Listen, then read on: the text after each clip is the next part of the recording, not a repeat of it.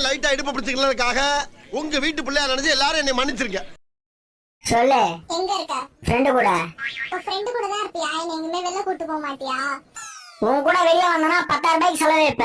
இந்த நாய்க்கு ஒரு டீ வாங்கி கொடுத்தா போதும், ஒரு நாள் ஃபுல்லா என் கூடயே இருப்பா. நீ காலையில என்ன டிஃபன் பண்ணி வச்சிருக்க? ரவா பிரியாணி செஞ்சிருக்காங்க. ரவா பிரியாணியா? வித்தியாசமா இருக்கே. பின்ன உப்மான்னு சொன்னா சாப்பிட போறீங்க?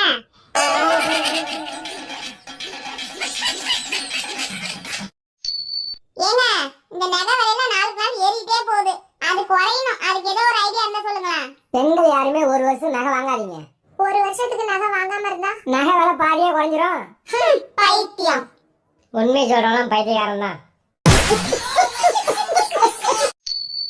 உங்களை கல்யாணம் பண்ணி இத்தனை வருஷத்துல நான் என்னத்த கண்டேன்? நீ என்னத்த கண்டியோ இல்லையோ, ஆனா நானு எமகண்டம், 7 நாட்டு சனி, ராகு கேது தோஷம், செவ்வாய் தோஷம், இப்படி இருக்கிற எல்லா தோஷமும் பார்த்துட்டேன்.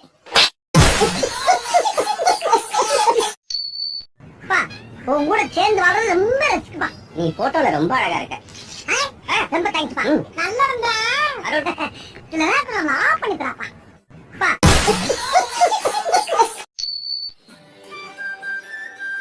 ஏங்க ஏங்க இப்படி கும்பிட்டுக்கிட்டே இருந்தா எப்படிங்க? வேண்டதை நினைச்சுக்கிட்டு சாமி கிட்ட ஒரு 150 ரூபாய் காசை வைங்க, எல்லாரும் நினைச்சதெல்லாம் நடக்கும். எதுக்கு கும்பிட்டு 150 ரூபாய் தினத்துக்கு போட்டோ எடுத்துக்கிட்டா? ஒழுங்கா போயிட்டு இல்லைன்னா பூசாரி கூட்டுருவேன். கரெக்டா கண்டுபிடிச்சிட்டாலே. பூசாரி வந்துட போறாரு. ஏங்க நான் ஷாப்பிங் போறேன். என் தங்கச்சிக்கு ஃபோன் பண்ணி வர சொல்லுங்க. ஹலோ ரோயா, உன் அக்கா ஷாப்பிங் போறாளா? நீ கிளம்பிட்டு வா. நான் ஷாப்பிங் போறேன்ல, அவளை ஏன் கூட வர சொன்னேன்.